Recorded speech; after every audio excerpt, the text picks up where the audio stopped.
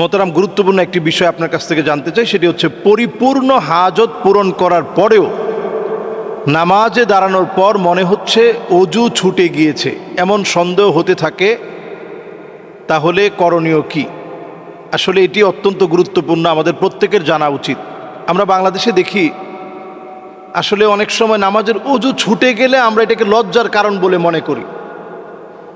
আসলে অজু চলে গেলে আপনি একটা সিজদা যদি আপনি দিয়ে ফেলেন, বরং এটা ইমানদারের জন্য লজ্জাস্কর যে আপনি বুঝেন নাই সম্মানটা কিসে। ইমান বিধ্বংসী কাজ আপনি করে ফেললেন। এজন্য কারো ইমান বিধ্বংসী কাজ করার পূর্বে এই ছোট্ট বিষয়টা জানা দরকার।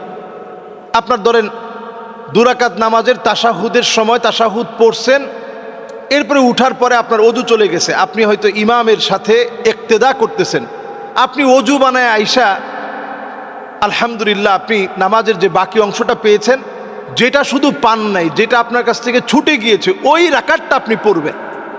যেটা অজু অবস্থায় আপনি পেয়েছিলেন ওইটা আপনার পড়া লাগবে না, শুধু যেটা ছুটে গিয়েছে ওই অংশটা আপনি পড়বেন।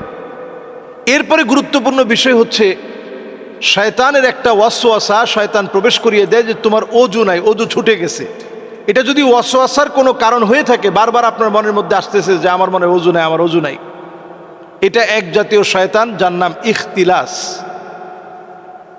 এই ইখতিলাস নামক শয়তানের কাজই হচ্ছে নামাজের মধ্যে এসে ওয়াসওয়াসা তৈরি করা যে আসলে তোমার অজু নাই, তোমার অজু ছুটে গেছে, নামাজের মনোযোগ নষ্ট করা, এটা তার কাজ।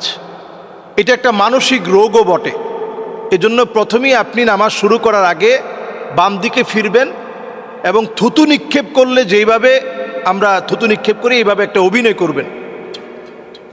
এভাবে 3 বার অভিনয় করে, থুতু নিক্ষেপ করার মতো করে অভিনয় করে আউযু বিল্লাহি মিনাশ শাইতানির রাজিম বলে এরপরে আপনি আল্লাহু আকবার বলে নামাজ শুরু করবেন ইনশাআল্লাহ।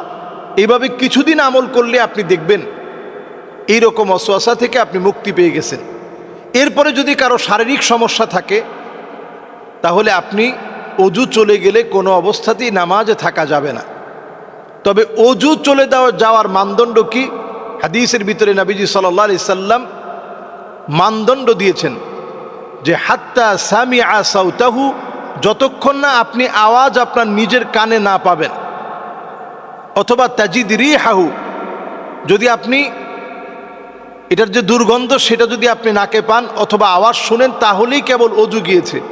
শরীর একটু আপনার মোটা সোটা একটু নড়াচড়া করছেন, হয়তো মানসিকভাবে আপনার কাছে মনে হয়েছে কেমন যেন একটা আওয়াজ হয়েছে, আসলে কোনো আওয়াজ হয় নাই। শয়তান এমন একটা ওয়াসওয়াসায় আপনাকে ফেলে দিয়ে নামাজের খুশু খুদু বিনয়কে নষ্ট করে দিয়েছে।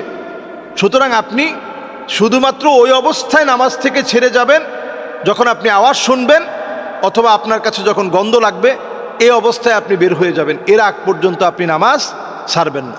এটি অত্যন্ত গুরুত্বপূর্ণ মাসআলা হিসেবে এটি আমাদের প্রত্যেকেরই জানা প্রয়োজন। আল্লাহ তাআলা আমাদেরকে বোঝার তৌফিক দান করুক। আসসালামু আলাইকুম ওয়া রাহমাতুল্লাহি ওয়া বারাকাতুহু।